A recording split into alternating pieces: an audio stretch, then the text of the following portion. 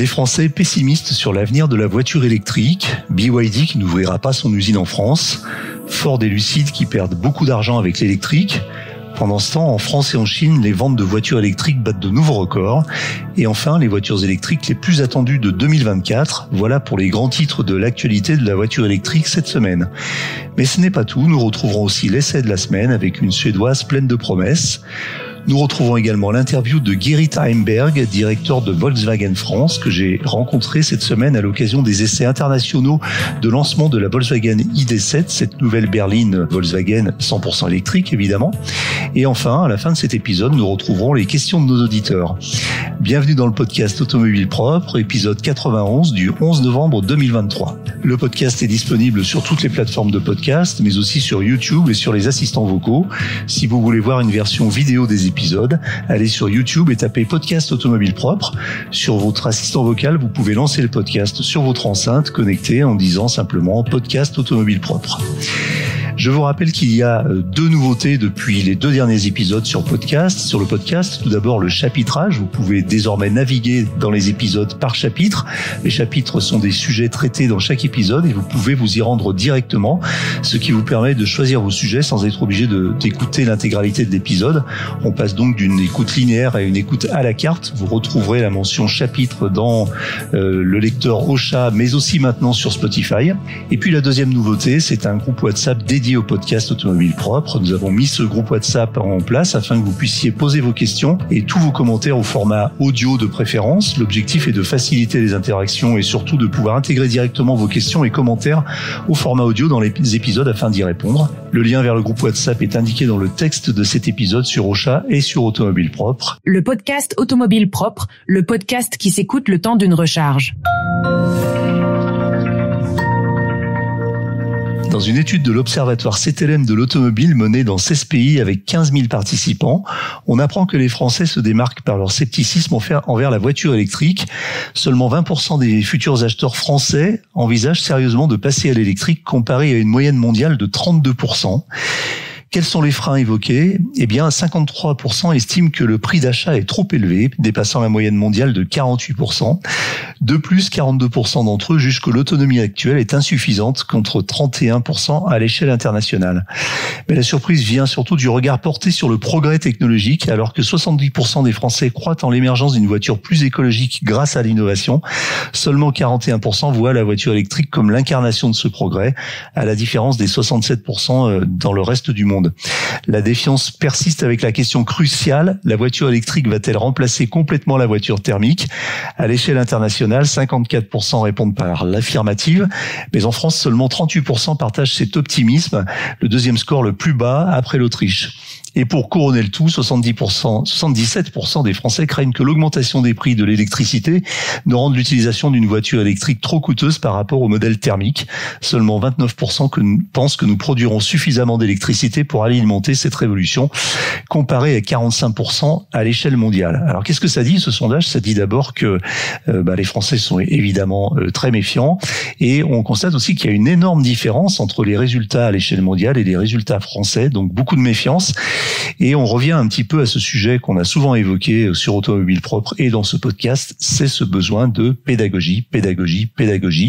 Toujours remettre le métier sur l'ouvrage et ne pas hésiter à faire œuvre de pédagogie auprès des lecteurs, auprès des auditeurs et auprès du public pour démonter un petit peu toutes ces idées reçues et leur faire comprendre que la voiture électrique est certainement l'une des solutions pour faire baisser les émissions de carbone, même si évidemment on sait qu'elle n'est pas parfaite. Le constructeur chinois BYD, l'un des leaders dans le domaine des voitures électriques, s'apprête à confirmer l'implantation de sa première usine automobile en Europe, et tout indique que la Hongrie serait le choix final. Depuis son arrivée en Europe à l'automne 2022, BYD a suscité l'enthousiasme avec ses projets d'implantation industrielle. La France, l'Allemagne et l'Espagne s'étaient disputé les faveurs du constructeur chinois. Cependant, malgré les efforts de ces pays, la balance semble finalement pencher pour la Hongrie. Le constructeur chinois, déjà présent dans ce pays avec un site de production de bus électriques pourrait ainsi renforcer sa présence. Un choix qui contraste avec la fermeture récente de son site de production de bus en France en novembre 2021. BYD devrait officialiser sa décision avant la fin de l'année, mais elle ne semble pas favorable à la France qui décidément n'a pas la cote pour l'instant. Ford peine à trouver son chemin dans le monde de la voiture électrique. Les pertes s'accumulent et elles sont importantes, pour ne pas dire abyssales, puisque le constructeur américain perdrait $36,000 par chaque voiture électrique vendue. Cela conduit Ford à annoncer la nécessité de réduire les investissements dans les véhicules électriques. La division Model E ou Model I de Ford, chargée du développement des modèles électrifiés et de l'avenir de la mobilité, a connu des pertes abyssales aussi également de $1,3 milliard entre juillet et septembre 2023 seulement. Malgré une augmentation des ventes électriques au troisième trimestre atteignant 20 962 unités, Ford peine à trouver l'équilibre. La Mustang Mach-E domine, mais le Ford F-150 Lightning a du mal à convaincre, entraînant une réduction de la production. Ce qui est d'ailleurs assez étonnant puisque on a eu régulièrement des nouvelles successives de Ford nous disant qu'ils étaient contraints d'augmenter leur capacité de production suite au succès des précommandes de F-150 Lightning. Donc c'est pas trop ce qui se passe. Est-ce que ces précommandes ne se sont pas finalement concrétisées en commandes? Toujours est-il que John Lawler, directeur financier de Ford, explique que de nombreux clients américains intéressés par l'électrique ne sont pas prêts à payer plus cher que pour un modèle essence. Le marché électrique ne se développe pas aussi rapidement que prévu et cela met Ford dans une position très délicate. En dépit de ces défis, Ford précise qu'il ne s'agit pas d'un retour en arrière, mais plutôt d'un ajustement dans les investissements. Lucid, de son côté, autre constructeur américain pour le coup pure player et 100% électrique, vient de dévoiler ses résultats trimestriels et ils ne sont pas très bons. La concurrence féroce sur le marché des voitures électriques haut de gamme a frappé durement, les pertes s'accumulent et les ventes sont loin des projections initiales. Au troisième trimestre 2023, Lucid a été contraint de réviser à la baisse ses objectifs de production, passant d'une fourchette de 10 000 à 14 000 voitures à seulement 8 000 à 8 500. La situation est critique avec seulement 1456 voitures livrées entre juillet et septembre. Le PDG de Lucid, Peter Rawlinson, admet que des ajustements sont nécessaires dans le parcours client et les livraisons. Les chiffres financiers ne sont pas plus réjouissants. Un chiffre d'affaires de 128 millions d'euros contre 182 millions l'année dernière sur la même période, avec des pertes d'exploitation atteignant 700 millions d'euros. C'est une perte d'environ 400 000 euros par véhicule vendu au cours du troisième trimestre, dépassant de loin même les chiffres de Ford, puisqu'on est sur 10 fois plus en fait. Lucid tente de s'en sortir en mettant en place un programme de contrôle des coûts et le prix de la R a été réduit de 10 000 euros. La route est chaotique pour Lucid, mais la marque mise sur le lancement de son premier SUV électrique, le Gravity, pour changer la donne. Au contraire de Ford et Lucid, il y en a chez qui les ventes de voitures électriques se portent plutôt bien. En France, les véhicules électriques et hybrides rechargeables confirment leur dynamique avec plus 46% de ventes sur le mois d'octobre et plus 43% sur le cumul à fin octobre. Il est probable que les ventes de certains véhicules 100% électriques croissent encore de manière significative selon l'AVER sur les 3 derniers mois avant l'entrée en vigueur des nouveaux critères d'éligibilité au bonus écologique. En valeur absolue, toujours selon les chiffres qui viennent d'être publiés par le baromètre AVER, il s'est vendu 46 615 véhicules électriques et hybrides en octobre 2023 en France, ce qui représente 23,4% de part de marché, ce qui signifie donc qu'une voiture sur 4 immatriculée en France en octobre était électrifiée. Dans ces ventes, les 100% électriques représentent 16,7% du marché avec 25 473 immatriculations. Mais il n'y a pas qu'en France que la voiture électrique se porte bien. En Chine, le marché électrique explose aussi avec des chiffres en très forte croissance pour le mois d'octobre 2023. 2 millions d'automobiles se sont vendus en Chine et les voitures électrifiées représentent près de la moitié de ces ventes. En fait, 38% des modèles vendus sont des voitures électrifiées, un record selon la China Passenger Car Association. Sur les 767 000 voitures électrifiées vendues, dont 495 000 100% électriques et 272 000 hybrides, BYD, le constructeur chinois, règne en maître avec plus de 300 000 unités écoulées. C'est la première fois dans l'histoire de BYD que la marque dépasse ce chiffre des 300 000 modèles vendus en un seul mois. Comparez cela aux difficultés de Ford et Lucid avec des pertes de 36 000 $ et 400 000 euros par véhicule respectivement. On notera au passage la performance de BYD qui commence sérieusement à faire de l'ombre à Tesla qui a vendu seulement, entre guillemets, 72 115 modèles en Chine en octobre 2023. Pour finir ce tour d'horizon de l'actualité de la semaine, je vous propose un petit voyage vers le futur avec une sélection des voitures électriques les plus attendues en 2024. On sait qu'elles vont être nombreuses à débarquer.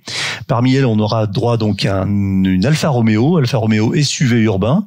Alfa va se lancer dans l'électrique avec un crossover urbain dérivé des Fiat 600e et Jeep Avenger, offrant 156 chevaux et une autonomie de 400 km. Donc c'est un événement chez Alfa Romeo puisque ce sera la première voiture 100% électrique. On attend aussi l'Alpine A290, l'Alpine qui va dévoiler son premier modèle électrique, l'A290, une version musclée de la nouvelle R5, propulsée par un moteur d'environ 250 chevaux. Donc c'est un petit peu la version moderne pour ceux qui ont connu de la Renault 5 Turbo.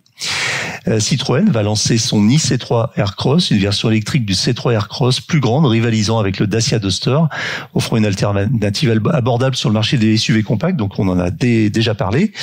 La Dacia Spring devrait arriver aussi dans une version très modernisée et restylée.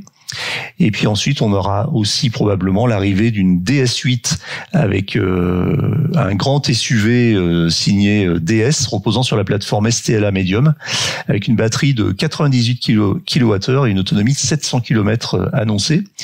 Fiat va lancer une Panda électrique, Kia va lancer un i-V3, un crossover compact pour le marché européen. Lancia va arriver aussi sur le marché de l'électrique avec une Y électrique.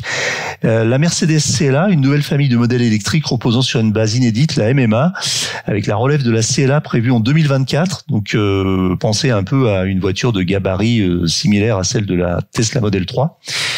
Et puis Mini avec l'Iceman électrique, Nissan Leaf avec un SUV électrique, la Peugeot E5008, la troisième génération de la 5008 qui sera proposée en version 100% électrique.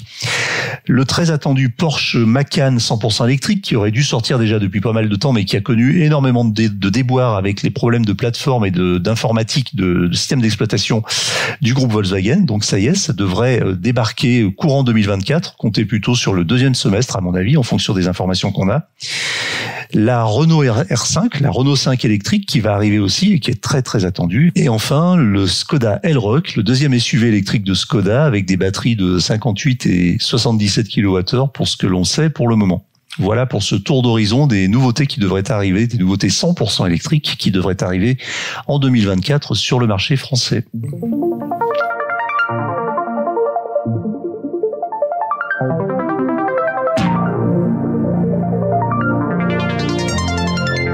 L'essai de la semaine. Le géant chinois Geely poursuit son offensive sur le marché européen avec un troisième petit SUV 100% électrique conçu par les équipes de Volvo.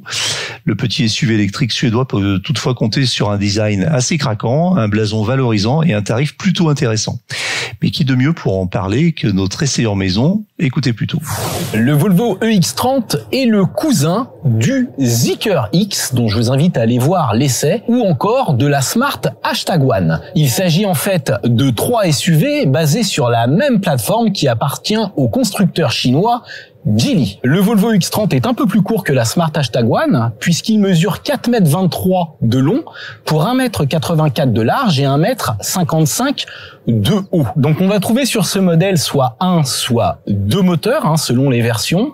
La version à un seul moteur que nous essayons ici reçoit donc un bloc synchrone à aimant permanent situé à l'arrière. Il s'agit d'une propulsion qui offre 272 chevaux pour 343 Nm de couple. Et la version 4 roues motrices reçoit 2 moteurs qui offrent une puissance cumulée de 428 chevaux. Sur la version 2 roues motrices, on peut avoir 2 types de batteries. Soit la batterie d'entrée de gamme LFP qui va offrir une capacité totale de 49 kWh net, ce qui nous fait 51 kWh brut, ou une grosse batterie, comme sur cette version Extended Range, batterie de type nickel manganèse cobalt qui elle offre 69 kWh de capacité brute, ce qui nous fait 64 kWh de capacité nette utile. Donc c'est exactement la même chose que sur le Zeekr X. Concernant la consommation, eh bien, on va avoir un bilan comparable à celui de la Smart. C'est-à-dire que là, si je regarde l'ordinateur de bord, qui est pas évident à trouver, il faut appuyer sur la petite voiture, ensuite statut voiture, ensuite information sur votre trajet, voilà. Donc là, ça m'a bien déconcentré. Heureusement que j'ai eu l'aide au maintien de voix. Il m'indique 18,7 sur un parcours de 100 km, sachant que j'ai pas trop forcé, j'avais fait du 18,6 sur la Smart.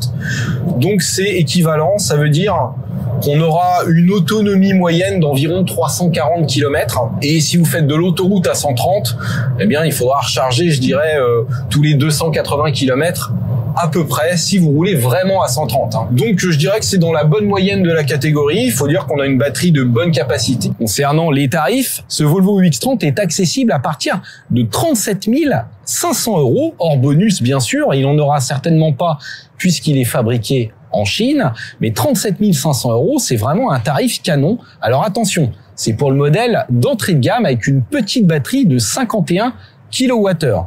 Si vous voulez un modèle comme celui-ci, Extended Range, il faudra prévoir 45 000 €, à partir de 45 000 €.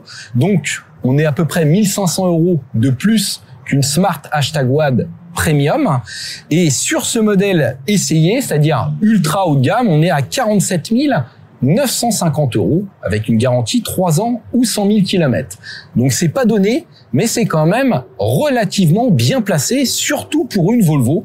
Même si c'est un peu plus cher que la Smart, ça reste pas mal pour un petit SUV électrique de 272 chevaux.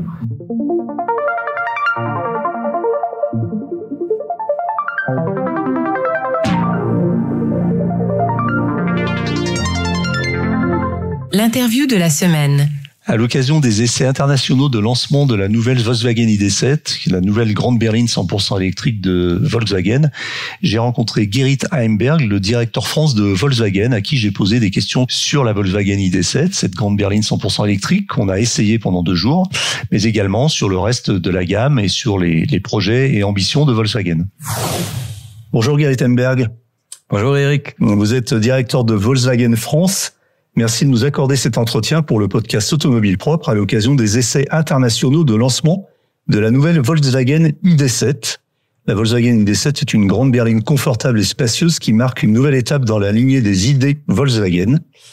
Quand on observe les attentes des consommateurs, était-il urgent de sortir une berline électrique premium tout de suite?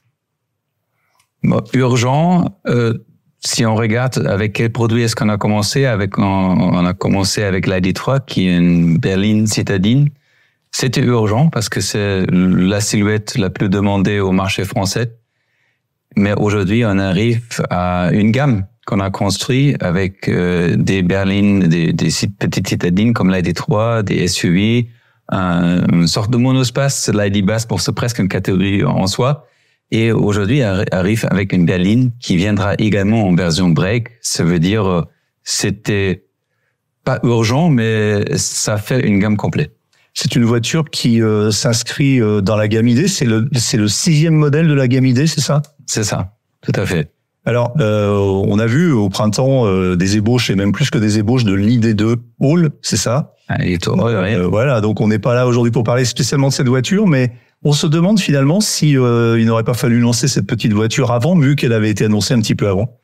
Alors, moi, sachant que je suis responsable pour le marché français, je vous dirais, on aimerait bien avoir l'ID2 plus tôt, parce que le marché français, il est orienté sur les petites citadines. Nous, le constructeur Volkswagen, évidemment, on prend des choix au niveau monde, orienté aux plusieurs marchés. Et quand on regarde le potentiel de ces berlines, comme l'ID.7 au niveau monde, c'était la priorité avant. Mais vous l'avez bien vu, la voiture est dans les plannings. Nos ingénieurs, nos équipes travaillent et cette voiture arrivera en 2025 ici en France. Et évidemment, une voiture attendue avec des échos impressionnantes de nos clients de la presse, parce que cette voiture reprend cet ADN de la marque Volkswagen que beaucoup de gens adorent, et ça fait plaisir de l'entendre. Et nous sommes comme vous impatients de l'avoir. C'est une voiture qui devrait être aux alentours des 25 000 €, ce qui nous amène à la question suivante justement sur le prix des gammes ID. On sait que les consommateurs ont reproché un petit peu à Volkswagen de faire des voitures électrique un peu trop cher. Quelle va être la tendance dans les prochains mois et sur les prochains modèles? Vous allez baisser vos prix? Alors, on on n'a pas prévu de baisser nos prix. On est comme dans d'autres secteurs aussi impacté par des hausses des prix des premières matières, de l'inflation qui touche tous les secteurs. Et en plus, on a une hausse de taux aussi qui, pour les consommateurs, est relevant parce que beaucoup de nos voitures sont financées. Et dans ce contexte, ça restera toujours notre aussi obligation pour investir dans le futur. Il faut rester profitable. Ça veut dire on peut pas que baisser les prix si les coûts augmentent. Et ça veut dire on essaie de toujours trouver l'équilibre entre une entreprise rentable qui peut investir dans le futur pour acheter des nouvelles voitures. Par contre, vous voyez, avec le plan produit, nous oublions pas nos clients qui cherchent une voiture d'entrée. C'est pourquoi il y a un ID 2 to All qui arrive en 2025 et Thomas Schäfer, notre CEO, l'a annoncé. Il y aura aussi des voitures en dessous encore de cette ID 2 All, encore plus abordable, autour de 20 000 euros pour donner vraiment l'électromobilité accessible à tout le monde. Alors parlons de l'ID7. Donc elle est dévoilée cette semaine à l'occasion des essais que nous sommes en train de faire là dans le sud de la France. Elle sera disponible à la vente quand précisément? La i7, à la fin, déjà les commandes sont ouvertes. Ouais. C'est-à-dire le client peut déjà commander, mais vu que c'est une toute nouvelle voiture, une toute nouvelle génération, je sais que la majorité de clients souhaitent de la tester et les voitures de fonction, les voitures de démonstration arrivera dans nos concessions à la fin du mois de novembre. Ça veut dire très très bientôt. D'accord, fin même. Et elle sera disponible à quel prix alors? Quelle fourchette de prix? Alors on démarre à 62 650 euros avec la batterie à 77 kW. Il y a deux finitions et selon les définitions, ça peut monter en finition, en équipement évidemment, mais c'est aujourd'hui le prix à partir de. Il y aura une deuxième version plus puissante à 86 kW qui permet d'atteindre ces 700 km d'autonomie.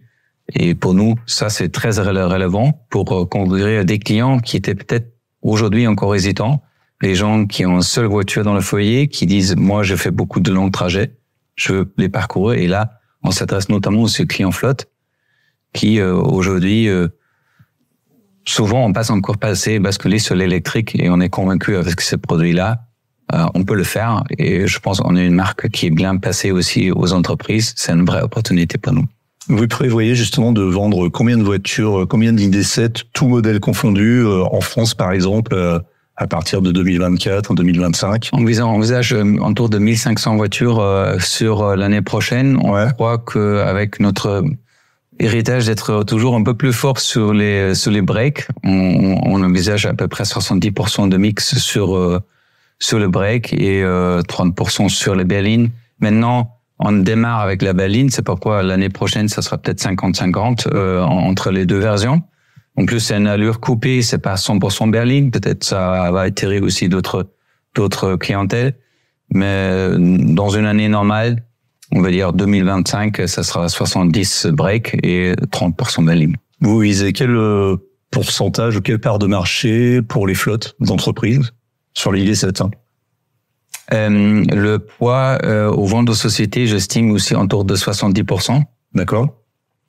Comme aujourd'hui, les voitures comme les Passat et les Arteon, et une grande partie est vendue aux sociétés. Ce produit peut par contre, parce que c'est aussi une autre technologie, attirer les particuliers. Peut-être que ça sera 40-30% particuliers, c'est à peu près ce niveau que j'estime. Alors pour bien vendre des voitures électriques, on sait aujourd'hui qu'il faut un petit peu de pédagogie, il faut faire comprendre aux clients comment ça fonctionne, il faut les acculturer un petit peu aux spécificités de l'électrique.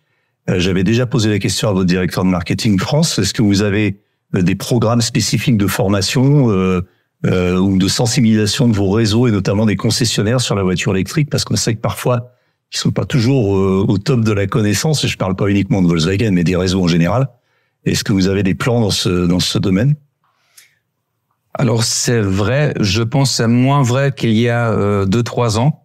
Entre-temps, comme vous avez dit, on a une gamme déjà assez large de voitures électriques. On a démarré, on n'a pas presque oublié, mais on a encore aujourd'hui une app électrique. On a commencé avec une e-Golf. Entre-temps, on a une gamme sur la plateforme MEB. C'est pourquoi je suis assez confiant dans chaque de nos points de vente pour trouver un vendeur qui ait vraiment la compétence de vous vendre en voiture électrique. Ce sont des humains. Il y a des gens qui sont plus fans des voitures électriques que d'autres. C'est la réalité. Mais tous nos vendeurs sont passés des formations. Là, on démarre pendant ces journées. En fait, en parallèle de cet événement, on fait des formations sur la gamme ID avec tous nos vendeurs de notre réseau. Et là, je suis convaincu que notre réseau est bien formé pour renseigner nos clients sur cette voiture. Mais je suis d'accord avec vous, il y a encore beaucoup de travail à faire, notamment de bien expliquer la différence entre acheter une voiture et de financer une voiture dans la durée et aussi dans l'utilisation. Parce que ça, oui, le vrai avantage client, le coût d'énergie à la maison, chargé à la maison, il est très bas et ça se crée un avantage important pour le client. Oui, bien sûr, quand on sait que 90% des recharges se font à domicile et en entreprise avec un mix qui est très largement favorable au domicile, bien sûr. Donc, Et je dirais, quand vous avez des autonomies à 700 km, je pense ça sera la rare exception que vous chargez à une station publique sur une autoroute où l'électricité coûte plus cher. C'est normal parce que c'est une structure à créer. Mais quand vous chargez à la maison avec une autonomie à cette hauteur-là, très peu de cas où ça va arriver. Alors on a eu cette semaine aussi un aperçu, ou la semaine dernière plus précisément, un aperçu de l'ID7 Tourer, qui est la version break, vous l'avez mentionné tout à l'heure. On l'a vu en photo dans les médias, et puis on a eu la chance de la voir en vrai aujourd'hui pendant les essais, même si on n'a pas pris le volant parce qu'elle était juste en exposition. Cette voiture est prévue pour sortir quand ? C'est prévu pour pas trop loin, en fait, c'est T2 2024. Ça veut dire dans à peu près 6 mois, cette deuxième version arrivera le marché français. Et comme je le disais, je pense une silhouette qui a peut-être encore plus de potentiel, qui est encore plus spacieux, plus pratique pour charger. Quand on a des familles, ça peut être le choix parfait. Donc ça sera la suite logique de la sortie de l'ID7 Berlin. On aura très rapidement derrière l'ID7 Tourer. D'accord. Alors, on a parlé un petit peu aussi ces derniers temps des ventes de Volkswagen. Alors c'est parfois un sujet qui fâche un peu. Et alors on a du mal à s'y retrouver. Ça nous fâche pas. On a vu que vos ventes en fait étaient sur les 3 premiers trimestres de 2023 en hausse de 45%. Et puis après on entend un chiffre un peu contradictoire qui dit que les commandes sont en baisse de 50%. Vous pouvez nous expliquer un petit peu ce qu'il en est exactement? Alors on a compris la nuance, c'est-à-dire que vous avez vendu 45% de voitures en plus, mais les commandes par contre sont en baisse sur la même période, c'est ça? Et déjà, est-ce qu'il faut que je vois comment vous parlez des voitures électriques ou vous parlez de la gamme globale? Électrique. Purement. Déjà, je ne sais pas exactement. Alors justement, c'est peut-être un point de communication qui n'a pas été très clair de la part de Volkswagen. C'est parce que on ne sait pas de quoi on parle exactement. C'est pour ça que je pose. Oui. Bon, mais nous, on se concentre sur les voitures électriques. Complètement. Parce que nous, on communique pas des commandes au niveau national, et je pense qu'il y a peut-être une petite confusion. En fait, on constate le marché BEV, voiture électrique, est à plus 46% fin d'octobre.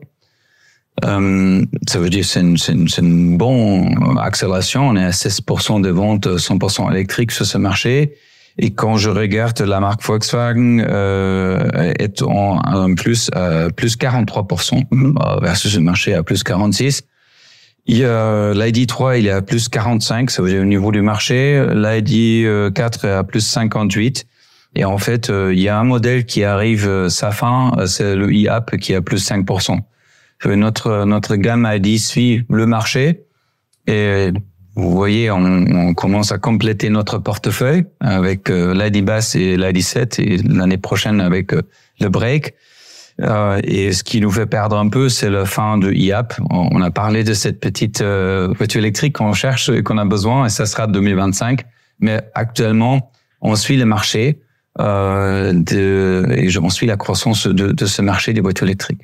Alors toujours sur la communication et sur un petit peu le ressenti que peut avoir le public. Moi, j'ai noté quelques points qui m'interrogent aussi. C'est quelques points contradictoires un petit peu dans les communications de lancement. C'est-à-dire que Vous avez présenté l'ID2 All. Et puis, on pensait à Munich que vous présenteriez aussi une version un peu sportive ou un peu plus puissante de l'ID7, qui était la GTX. Et finalement, elle n'a pas été présentée à Munich, mais vous avez présenté à la place une ID2 All GTI. C'est ça. Quand on voit la communication, parfois vous évoquez le retour de la Golf, mais version électrique. Donc, et là, enfin, au bout d'un moment, on comprend plus grand chose. Donc, okay. Un petit peu, mais c'est pareil, c'est souvent pareil pour beaucoup de marques en ce moment qui font leur transition vers l'électrique. On a l'impression qu'on est un petit peu dans une espèce de flou artistique. Ouais, peut-être c'est un peu lié au fait que notre industrie se trouve dans une transformation. On a pris la décision tôt en 2016 de lancer une gamme à part sur une nouvelle plateforme MEB, une gamme complète des voitures électriques. Ouais. Je pense on était tôt, on était vite. Ça nous a que pris 4 ans pour lancer l'ID3. On a déjà présenté le facelift de l'ID3. On a entre-temps créé une gamme et on a tenu toutes les dates de cette planning qu'on a lancée en 2020. Ça veut dire beaucoup d'investissement, beaucoup de vitesse dans ce développement, de temps en temps oublié. Et en parallèle, on maintient une gamme des thermiques qui reste fort et qui reste toujours d'actualité. En parallèle, on lance une Passat SW, en mild hybrid, en PHEV, comme un Tiguan. Ça veut dire il y a du travail de deux côtés. Et en même temps, c'est ce qu'on a vu avec les premiers retours sur l'ID3. On a eu aussi deux retours de nos clients où la qualité de cette première version était pas à la hauteur à l'intérieur. On l'a retravaillé avec l'ID3, le retour est là. Et on a aussi un retour de nos clients, de nos fans, et aussi de vous, des journalistes qui nous disent mais vous avez des marques iconiques. Volkswagen était toujours tellement fort, vous pouvez pas laisser ça à côté. Et notre board, nous sommes à l'écoute de ces retours. Et on a dit c'est important et c'est pourquoi aussi on a dit faut qu'on présente cette ID2 All parce que c'est exactement Volkswagen, c'est l'ADN, c'est le design Volkswagen. C'est une petite citadine qu'on a besoin. C'est une voiture abordable contre toutes les réalités qu'on voit autour de nous, que les prix sont en hausse, mais on sera capable de vous fournir une voiture à 25 000 euros. C'est pourquoi on a pris cette décision. Et pour ajouter encore cette côté émotion, cette marque était toujours connue. On a présenté cette ID2 All GTI qui ajoute encore en plus en termes d'émotion. Et le retour était exceptionnel et c'est pourquoi on se sent très engagé pour réaliser ces projets. Elle va sortir cette GTI, c'est pas juste une voiture de salon. C'est arrivé. Je pense on a montré dans le passé quand on présente des concepts qui ont un bon accueil, c'était le cas avec l'ID3, on le réalise aussi. Alors après le lancement de l'ID3 justement il y a 3 ou 4 ans, effectivement les clients étaient un peu déçus, vous en reprochez notamment une mauvaise finition du système d'infotainment, le système informatique de la voiture, le système d'exploitation et puis l'interface. Est-ce que ça a été bien revu et bien amélioré ça, et notamment est-ce que vous êtes parti sur un nouveau système pour la ID7 et quid des problèmes de cariade, enfin tout ça, est-ce que tout ça est en train de rentrer dans l'ordre? Je dirais oui. C'est un peu la même chose avec le point que j'ai abordé. Il y avait certains points de qualité perçus, les plastiques, les matériaux. On l'a écouté, on l'a changé. Et les clients qui auront la possibilité de tester l'ID4 qui vient avec sa software 4.0, c'est un énorme changement. Et c'est l'avantage de cette gamme qui est basée sur une OCU qui permet en fait de s'actualiser. Et je pense vraiment on a atteint une autre dimension avec cette software 4.0. Mais bon, c'est difficile à le formuler. Je pense qu'il faut le découvrir, il faut le tester pour le voir, pour se convaincre dans un essai, pour le vivre. Mais il y avait un énorme travail qui était fait. On était aussi là à l'écoute de nos clients. Et peut-être c'est partie de la réalité. Quand on lance une première voiture 100% électrique sur une nouvelle plateforme, tout n'était pas parfait au début. Mais je pense là, on se rapproche quelque chose qui est vraiment à la hauteur des attentes de nos clients. Quelle est votre vision de l'arrivée massive et attendue des constructeurs chinois sur le marché européen? Est-ce que vous avez vous-même des accords. Comment vous voyez ça? Est-ce que vous êtes plutôt dans une perspective de un peu de protectionnisme en disant il faut faire en sorte d'enrayer cette arrivée parce qu'il y a beaucoup de marques, ou est-ce qu'au contraire vous dites qu'il faut laisser jouer le marché, on a des produits qui sont capables de soutenir la comparaison? Comme vous le savez, on est très présent et fort dans le marché chinois avec des joint ventures. Ça veut dire on connaît très bien ce marché, on connaît les compétences des Chinois. En conséquence, il n'est pas du tout surpris que les Chinois sont aussi présents entre-temps dans le marché européen. C'est tout à fait logique. Et nous, notre philosophie, c'est que la compétition est bien. Ça nous oblige aussi d'aller plus vite, d'aller plus loin. Tesla, je pense, a fait un travail dans cette direction pour faire un vrai shake-up sur le marché. Et cette challenge par des constructeurs de temps en temps qui trouvent des meilleures solutions, c'est une ambition pour nous pour faire encore mieux. Et ça sera pareil avec les Chinois. Ça veut dire, nous, on croit à la concurrence. On n'est pas dans cet esprit de dire il faut protéger nos marchés avec des taux, des taxations. Des taxes. Très bien. J'ai une dernière question pour vous, Jerry Tenberg. Est-ce que vous roulez vous-même en voiture électrique? C'est la question que je pose à tous mes interlocuteurs. Oui, c'est une bonne question. Et je dirais oui et non. Parce qu'en fait, j'ai la chance d'avoir 2 voitures dans le foyer. Ça veut dire c'est une ID, un ID5. Yeah. Et l'autre, c'est une plug-in hybride que je partage avec ma femme, mon épouse. Alors, je dirais électrifié à 3/4. Très bien, merci Gary Tenberg. Je rappelle que vous êtes directeur France de la marque Volkswagen. Merci beaucoup. Merci beaucoup Eric, merci.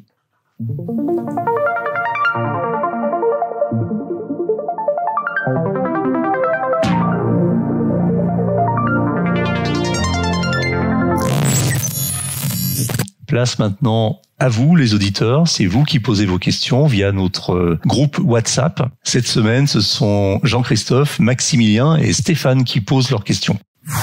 Bonjour Jean-Christophe d'Arcachon. En 2022, Automobile Propre a organisé les Watts d'Or et je trouvais ça cool. Est-ce que on va revoir les Watts d'Or en 2023 ou en 2024 ? Merci, bisous à tout le monde. Salut Jean-Christophe et merci pour ta question. Bienvenue dans le groupe. On se connaît un petit peu, on va le dire, puisque tu as fait partie du jury des premiers Watts d'Or il y a 1 an exactement. C'était en novembre 2022. Alors effectivement, on a toujours l'ambition de pérenniser ce trophée et cette cérémonie qu'on a menée en 2022 pour une première édition. On n'a pas pu le faire en 2023 tout simplement parce qu'on a été tous très pris et moi le premier. Il faut savoir que l'an dernier, j'ai toute l'organisation des Watts d'Or reposait un petit peu sur mes épaules avec les équipes d'Automobile Propre évidemment. Et du coup, on a décidé de ne pas le faire en 2023. Moi, vraiment matériellement, ça m'aurait été très difficile. Et on va essayer de faire quelque chose en 2024. On aimerait bien pérenniser cette opération. On pense qu'elle a du sens. On pense que aujourd'hui, le marché de la voiture électrique et de l'électromobilité mérite d'avoir un peu comme ça son trophée.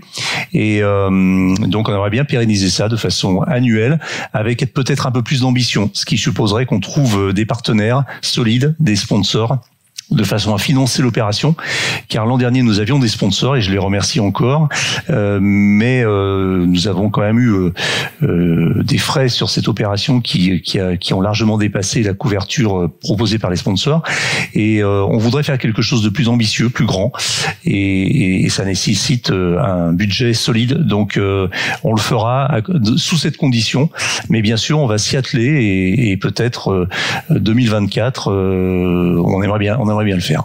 Voilà Jean-Christophe. Bonjour à toute l'équipe d'Automobile Propre. Bonjour à tous les auditeurs du podcast Automobile Propre. Je vous remercie de pouvoir répondre à ma question.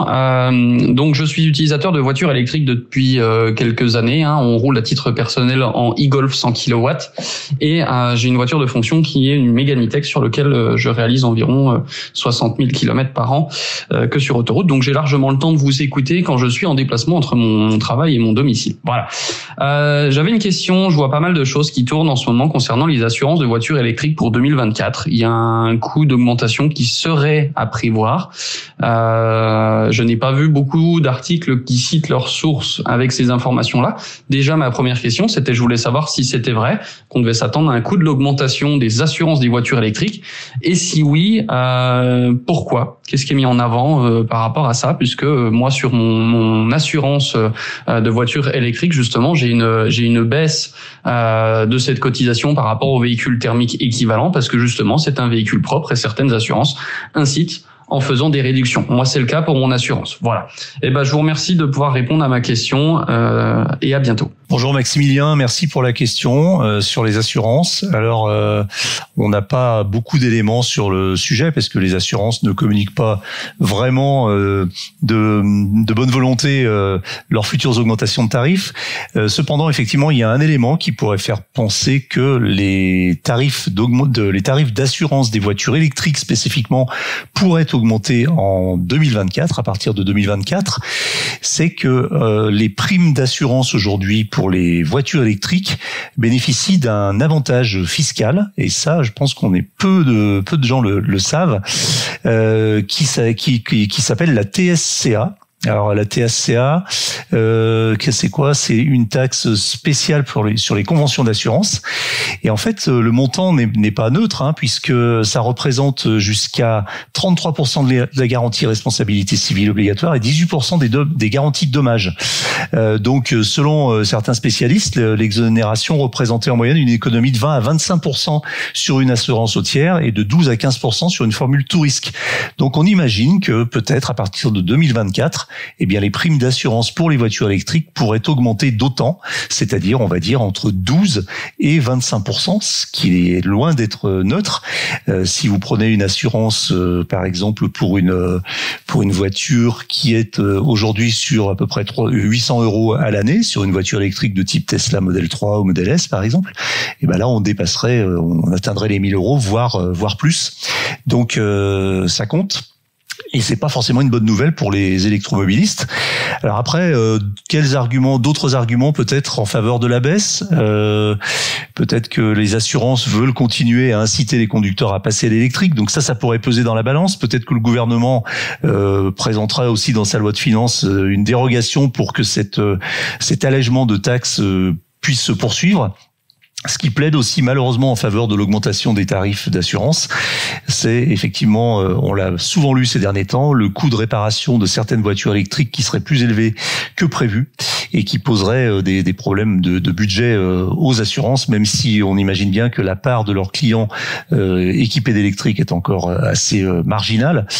Cela dit, effectivement, certaines voitures électriques, en tout cas, coûtent plus cher à réparer, sont peut-être pas plus fragiles, mais peuvent poser des problèmes, notamment par exemple sur les batteries, et puis sur certains composants emboutis et d'une seule pièce, et puis certains composants aussi en aluminium, notamment sur les Tesla. Donc voilà, à mon avis, ça sent pas très bon en termes de tarifs d'assurance à partir de 2024. Il faudrait, à mon humble avis, et ça n'engage que moi, plutôt s'attendre à quelques augmentations. En tout cas, les assurances ont commencé à communiquer auprès de leurs clients, leur envoyant des courriers, leur indiquant que la TSCA allait disparaître. Eh bien, il faudra attendre la fin de l'année pour savoir si ça se confirme. Oui, bonjour, Stéphane d'Antibes. J'ai une question sur le V2L ou le V2G, le V2X, je sais pas trop la différence.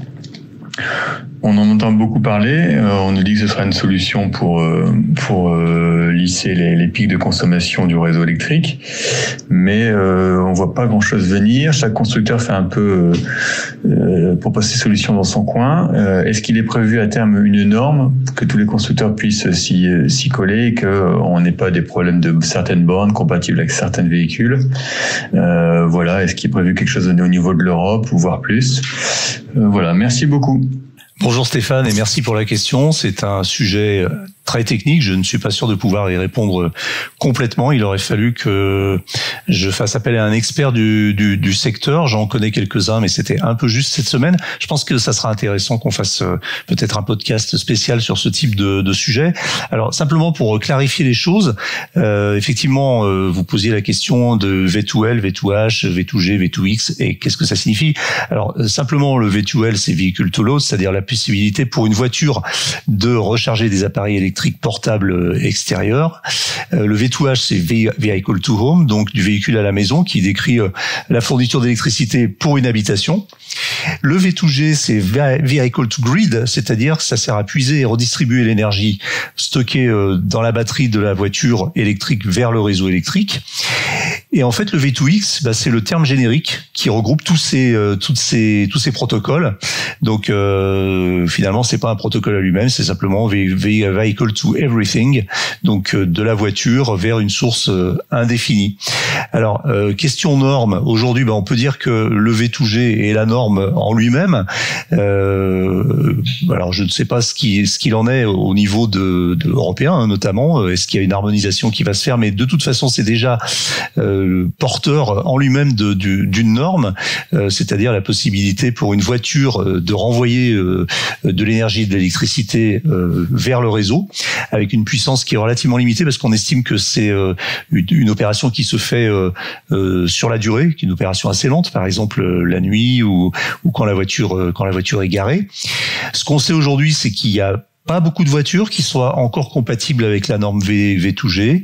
L'initiative venait d'abord des Japonais avec les Nissan, Leaf et puis Mitsubishi, Outlander, notamment hybride même. On a aussi paradoxalement des voitures qui sont arrivées assez tôt sur le marché électrique comme la Peugeot Ion ou la Citroën C0 C0 qui sont compatibles V2G. Et puis dans les voitures les plus récentes aujourd'hui, on a les Hyundai Ioniq 5 et Kia EV6 qui sont compatibles avec le V2G. On a même eu l'occasion de le tester sur Automobile Propre. Voilà ce qu'on peut dire. C'est une plus-value, c'est sûr. Et selon le responsable de la société Drive, que je vous conseille d'aller consulter, dont je vous conseille de consulter le site. C'est une société française qui est une filiale d'EDF et qui a monté une joint venture avec une start-up californienne et qui est spécialisée dans le V2G. Drive, donc ça s'écrit DREEV, et selon son PDG que j'avais rencontré l'an dernier pour le podcast, lui il estimait que d'ici fin 2025, la plupart des voitures électriques seraient équipées de la technologie V2G. En tout cas, les nouvelles arrivantes sur le marché. On vérifiera ce qu'il en est. J'ai l'impression que ça n'en prend pas encore complètement le chemin, mais c'est sûr que c'est un standard qui va s'imposer et qui devrait concerner un maximum de voitures à l'horizon 2035 quand les voitures thermiques n'auront plus droit de citer. Voilà Stéphane pour ce sujet. Effectivement, j'ai bien envie d'y revenir. C'est un sujet qui est très intéressant et il faudra qu'on trouve le moyen d'interviewer des vrais spécialistes de la question. Merci. Voilà ce qu'il fallait retenir de l'actualité de la voiture électrique cette semaine. Retrouvez-la heure par heure sur Automobile Propre. Pensez bien à vous abonner via votre plateforme préférée afin de ne rater aucun épisode. Et n'oubliez pas de noter le podcast sur les plateformes. C'est le meilleur moyen de nous soutenir et de nous faire connaître. N'hésitez pas également à faire vos retours, remarques et suggestions à l'adresse podcast@automobilepropre et évidemment sur le groupe WhatsApp en priorité. Vous pouvez aussi utiliser cette adresse pour poser toutes vos questions sur la voiture électrique. Nous prendrons vos questions pour y répondre dans les prochains podcasts. Quant à moi, il me reste à vous souhaiter un excellent week-end et à vous dire à samedi prochain pour un nouvel épisode du podcast. Salut!